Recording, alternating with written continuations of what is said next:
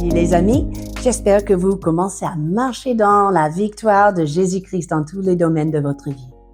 Aujourd'hui, j'aimerais vous parler de quelque chose de très subtil.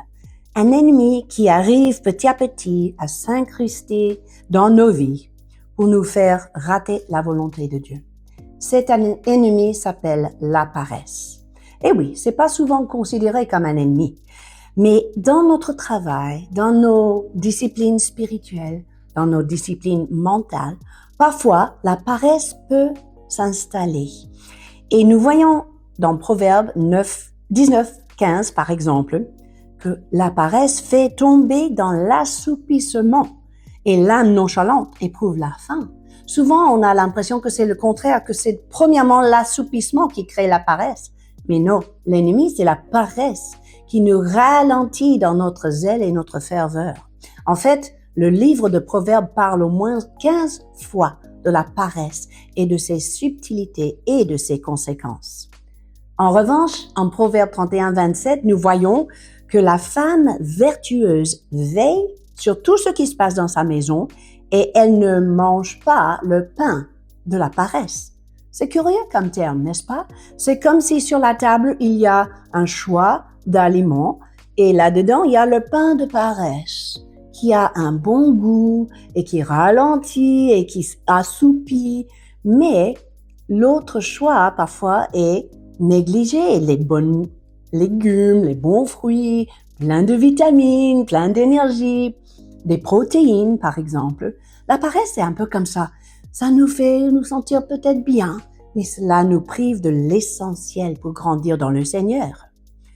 Paul nous exhorte dans Romains 12, verset 11. « Ayez du zèle et non la paresse. Soyez fervents de l'esprit. » Donc on peut comprendre que le contraire de la paresse, c'est la ferveur et le zèle. Nous avons le choix, la paresse et l'assoupissement, ou bien le zèle et la ferveur qui se cultivent tous les jours dans nos vies. Il faut juste être vigilant et reconnaître les deux causes principales de la paresse pour se protéger de cet ennemi. Et ces deux causes sont principalement la fatigue et le découragement. Je vous donne un exemple. Vous vous rappelez de l'histoire d'Élie, le prophète? En 1 Roi 19, nous voyons qu'il avait tué tous les faux prophètes de Baal. Et par la suite, la reine Jézabel a envoyé un messager avec une menace. Eh bien, il s'était bien épuisé dans ce combat contre les faux prophètes et il était totalement intimidé par cette menace. Donc, qu'est-ce qu'il a décidé de faire? Il est parti, il s'est caché sous un arbre et après, il est allé s'installer dans une caverne, une grotte. Il voulait s'éloigner de Dieu et en faisant cela, il s'est aussi éloigné de sa mission et de son appel. Mais il a décidé juste de rester sans rien faire. D'autres termes, il est tombé dans cette paresse en raison de son découragement. La première fois, Dieu est venu lui parler. Il a dit, « Mais fiston, qu'est-ce que tu fais là? » Et il a commencé à dire, « Mais j'ai fait tout mon possible pour vaincre les prophètes et maintenant on veut me tuer. Ton peuple Israël est dans le péché et dans la rébellion. » Qu'est-ce qu'il fait? Il se met à se plaindre. Il commence à se lamenter. Il n'a pas compris, en fait, que Dieu voulait le sortir de cette grotte. Heureusement, la deuxième fois que l'Éternel est passé devant lui, poser la même question, il a eu la même réponse, mais Dieu ne s'est pas arrêté là. Il a dit, « Lève-toi maintenant, va, reprends ton chemin par le désert, dirige-toi vers Damas. J'ai une mission pour toi.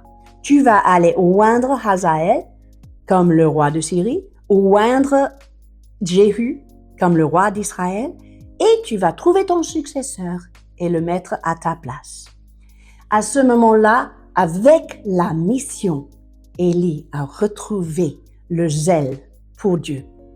Vous savez, souvent, quand on perd de vue la mission que le Seigneur nous a confiée, on peut facilement glisser dans le découragement. On peut facilement se fatiguer.